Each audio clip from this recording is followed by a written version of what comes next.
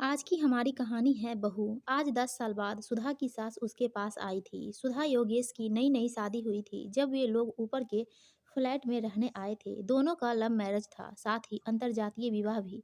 सुधा के mummy papa की तो सहर स्वीकृति मिल गई थी उनके प्यार को शादी के रूप में परिवर्तित होने की, क्योंकि सुधा के परिवार में उनकी दोनों बड़ी बहनों ने भी अंतरजातीय विवाह किया था। बिना दहेज दिए ही दिनेश जी ने अपनी दोनों बेटियों का विवाह सादगी से कर दिया था और अब दोनों के परिवार वालों को भी कोई आपत्ति नहीं थी। उन दोनों के ससुराल वाले काफ़ी सुलझे हुए थे। बेटों की पसंद को ही अपनी पसंद बनाकर उन्होंने संतोष कर लिया था। लेकिन सुधा का मामला टेढ़ा था। योगेश की मम्मी के बहुत सपने थे योगेश की शादी को लेकर।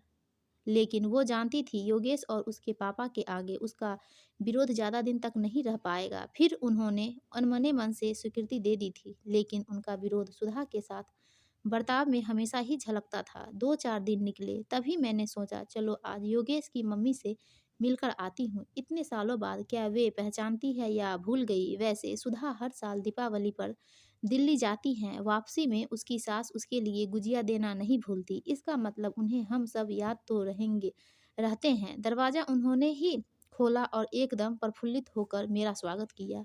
मैं आश्चर्यचकित थी। हमेशा अनमनी सी रहने वाली योगेश की मम्मी तो एकदम बदल गई। उन्हें देखकर अच्छा लगा, वरना मैं सोच रही थी पता नहीं उनके उनसे क्या बात करूँगी, क्योंकि सुधा मेरे जितने नज़दीक थी तो उन्हें मुझसे भी थोड़ा रोष था। पहले जब वे 1-2 दिनों के लिए आती थी, सुधा ने परिचय करवाया था। मैंने भी उन्हें चाय पर बुलाया था, तो उनके व्यवहार से मुझे काफ़ी असुविधा लगी थी। कुछ बातें उन्होंने सुधा के मायके के बारे में भी कही थी। अगर सुधा वो जानती तो उसके मन को बहुत ठेस लगती और हमारे संबंध भी मधुर नहीं रह पाते। थोड़ी देर इधर-उधर के हाल जानने के बाद मैंने उससे पूछा, और आपकी कोचिंग कैसी चल रही है? उन्होंने कोचिंग सेंटर खोला था। इस उम्र में उन्होंने अपने करियर की शुरुआत की थी। मैंने उनसे कहा, आपने यह काम बहुत ही अच्छा किया, समय का सदुपयोग किया।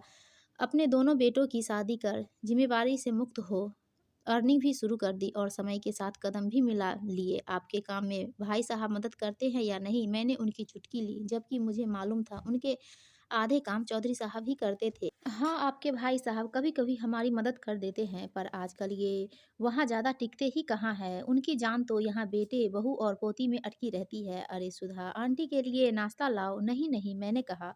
सुधा रहने दो, अभी मुझे बाहर जाना है, फिर आऊँगी तब फिर से बैठेंगे। इतना कह नमस्ते कर मैं अपने घर आ गई। मेरा संकालू मन ये स्वीकार करने को तैयार नहीं था कि योगेश की मम्मी में इतना बदलाव कैसे हुआ। मैं उन दिनों को याद करने की कोशिश करने लगी जब योगेश की मम्मी आती थी और सुधा रोते-रोते मेरे पास आती थी। उन दिनों सुधा और योगेश संघर्ष ही कर रहे थे। नौकरी के लिए खुद का काम डालकर भी देखा। थोड़े दिनों तक सब ठीक चलता, पर प्रतियोगिता के इस दौर में उनके लिए जमे रहना मुश्किल हो रहा था। इस बीच दोनों को एक अच्छे संस्थान में नौकरी मिल गई, साथ ही नन्ही मीठी भी आ गई। उन्होंने अपना फ्लैट भी खरीद लिया।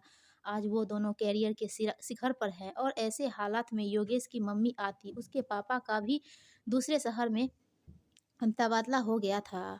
बार-बार वहाँ भी नहीं जा सकती थी। मैं उसे समझाती, धीरे-धीरे सब ठीक हो जाएगा। योगेश भी उसे समझाता, मम्मी की बातों का बुरा मत मानो। सुधा कहती, आंटी हमारी शादी में भी पापा जी ने ही सारे उत्साह से काम किया था। मम्मी जी आज भी मुझे अपनी बहू नहीं स्वीकार कर पा रही हैं। उनके मन में के कोने में अभी भी कुछ कसक है, जबकि मैं जानती थी सुधा अपनी सास को खुश करने के लिए हर संभव प्रयत्न करती है। सुधा के बनाए खाने में मीन मेख निकालना, मेरे बेटे को अपने वश में कर लेना, ये बातें उनके लिए आम होती। जब भी कभी मैं उनके घर गई तो हमेशा मुझे ड्राइंग के रूप में बिठाकर खुद अंदर चली जाती, और जब तक मैं बैठती वो बाहर नहीं आती। उनके इस असहज व्यवहार के कारण चौधरी साहब भी उनके साथ नहीं आते। वे महीनों सुधा के पास रहते। नन्ही मीठी उनकी जान थी। सुधा और योगेश को भी उन्होंने अपनी छाया में रखा। उनके घर में रहने से सुधा को बड़ा सम्बल मिलता, वरना घर और बाहर दोनों जगह संघर्ष करते-करते कभी-कभी वो रुआसी हो जाती। सर्वगुण संपन्न सुधा ने अपने व्यवहार से सभी बिल्डिंग वालों को अपना बना रखा था। व्यस्त होने के बावजूद हमेशा सबकी मदद करने को तैयार रहती, पर योगेश की मम्मी के सामने अपने को असहाय पाती। योगेश की मम्मी जब भी आती तो 2 दिन तो सुधा के साथ बहुत अच्छा व्यवहार करती, फिर उसका ध्यान पूरी तरह से अपने बेटे पर केंद्रित हो जाता। क्या सास का बहू के प्रति ऐसा व्यवहार मानवता के खिलाफ नहीं है? दोस्तों, आपको यह कहानी अच्छी लगी तो वीडियो को लाइक कीजिए और प्लीज़ हमारे चैनल को सब्सक्राइब